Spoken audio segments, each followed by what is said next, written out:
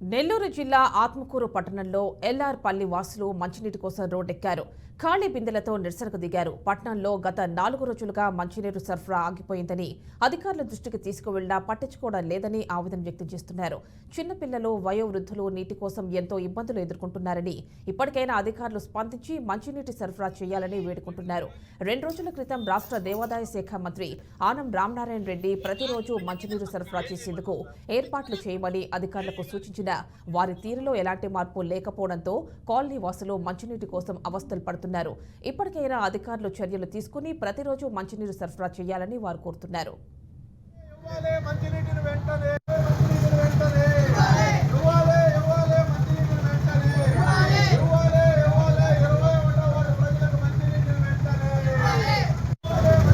Municipal అధికారులకి, municipal పాలకవర్గానికి చేతులెత్తి నమస్కారం తెలుపుకుంటున్నాం. సిపిఎం పార్టీ మార్కెట్స్ తరఫున ఆత్మూరు పట్టణంలో గత 4 రోజుల నుంచి 21 ward Kondareddy hospital area, Venkateswara hospital area, Nagaiah Nagar నందు గత 4 రోజుల నుంచి తాగేదానికి మంచినీళ్ళు సరఫరానే లేదు.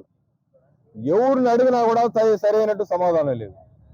గత నెల రోజుల నుంచి రాత్రి 7 గంటలు నీళ్ళు వదులుతారు, ఒకరోజు ఉదయం 11 గంటలకు వదులుతారు.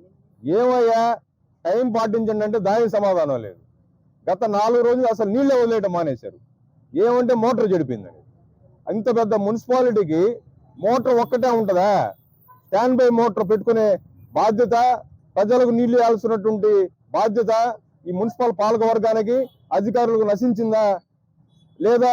ఇది బెడుసుబారితనమా, లెక్కలేని తరమా? దీని సమాధానం చెప్పాల్సిన అవసరం మున్సిపల్ పాలకవర్గం మీద స్పష్టంగా ఉంది. 4 రోజుల నుంచి నీళ్లు లేవు. ఇవాళ నీళ్ళు తీసి అడిగితే రేపు సాయంత్రం ఇస్తారు. 8 నెలల బిడ్డ నా ఇంట్లో, నా కాలు ఇరిగింది, నేను నెట్ట తెచ్చుకొని నా బిడ్డకు నీళ్లు పోసుకోవాలా? ఆ మాట అడిగితే రేపు సాయంత్రం వదులుతామని చెప్పాడు. మేము ఇక్కడ కూర్చొని ధర్మా చేస్తాం. 3 రోజుల నుంచి మాకు నీళ్లు రాలేదు.